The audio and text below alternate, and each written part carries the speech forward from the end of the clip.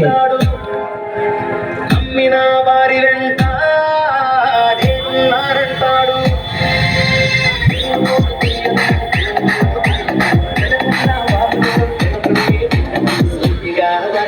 మగాడు నీవయ్యా నీకు నిలిచి సరి జోడి లేదయ్యా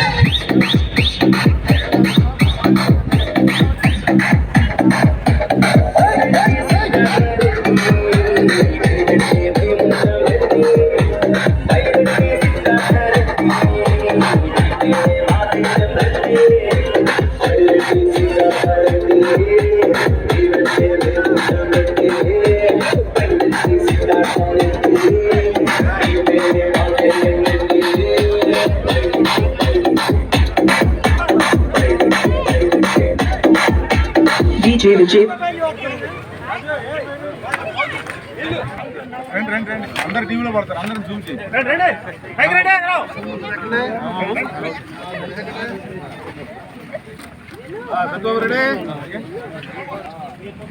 మహానేత దివంగత నేత రైతు బాంధవుడు పేదల పెన్నిధి జలజ్ఞ ప్రదాత డాక్టర్ వైఎస్ రాజశేఖర్ గారు 77వ జయంతి వేడుకలకి విచ్చేసిన అభిమానులకు నాయకులకు కార్యకర్తలకు నమస్కారాలు, పాత్రికేయ మిత్రులకు కూడా నమస్కారాలు. డాక్టర్ వైఎస్ రాజశేఖర్ గారు పేరంటేనే ఒక ప్రపంచం. దేశ రాజకీయాల్లో ఒక దిక్చూచి అలాంటి మహనీయుడితో నేను మొదటిసారి ఎమ్మెల్యేగా పనిచేయడం నా పూర్వజన్మ సుకృతంగా నేను భావిస్తున్నాను. ఒక గొప్ప నాయకుడు మరి అడుగు జాడల్లో నడిచింది. ఈ పోలవరం నియోజకవర్గం డాక్టర్ వైఎస్ రాజశేఖర్ గారు మరి ముఖ్యమంత్రి కానప్పుడు మరి చిన్న భిన్నంగా ఉండేది.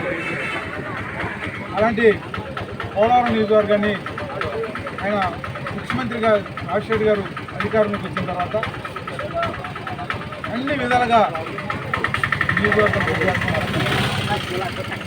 ఈ ప్రాంతానికి దశాబ్ద కళ అయిన పోలవరం ప్రాజెక్టును కూడా శ్రీకారం చుట్టమైంది. ఈ పోలవరం నియోజకవర్గంలో మామూలు గ్రామాలు కూడా రోడ్లు లేని గ్రామాలకి రోడ్లు వేయించడమైంది. కొండవాగులకి బ్రిడ్జులు నిర్మించడమైంది. ముఖ్యంగా వైద్యాన్ని అందుబాటులో తీసుకొచ్చాం. రంగారెడ్డిగూడెంలో 100 పడకల హాస్పిటల్ నిర్మించి ఇలా ఎన్నో కార్యక్రమాలు ఈ పోలవరం నియోజకవర్గంలో డాక్టర్ రాజశేఖర్ గారి హయాంలో చేపట్టారు. అందుకనే పోలవరం నియోజకవర్గం ప్రజలు కానీ రాజశేఖర్ గారికి ఒక అవినాభావ సంబంధం ఉంది.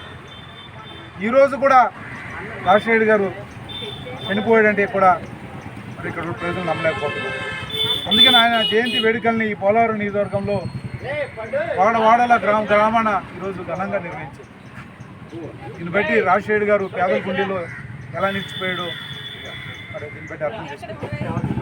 110 కానీ 104 కానీ ఆరోగ్యశ్రీ కానీ ఫీజు రియంబర్స్మెంట్ పథకాలని గుర్తించుకుంటే రాజశేఖర్ గారు గుర్తుకొస్తారు. అలాగే వైద్యాన్ని, విద్యాన్ని, సేద్యాన్ని మరి తీసుకొచ్చి మరి దేశ చరిత్రలో ఆయన ఇలాంటి మహనీయుడు మన మధ్య లేకపోయినా కానీ ఆయన జ్ఞాపకాలు, ఆయన చేపట్టిన పథకాలు ఈరోజు మన మధ్యలో ఉన్నాయి. కాబట్టి మరి ఆయన యొక్క జయంతి వేడుకల్ని ఇంత ఘనంగా నిర్వహించుకున్నాం. మరి ఆయనకి మరి పోలవరం నియోజకవర్గం తరఫున, ప్రజల తరఫున, దేశ కాంగ్రెస్ పార్టీ తరఫున మా మహనీయుడికి ఘనంగా నివాళులర్పిస్తూ సెలవు తీసుకున్నాం.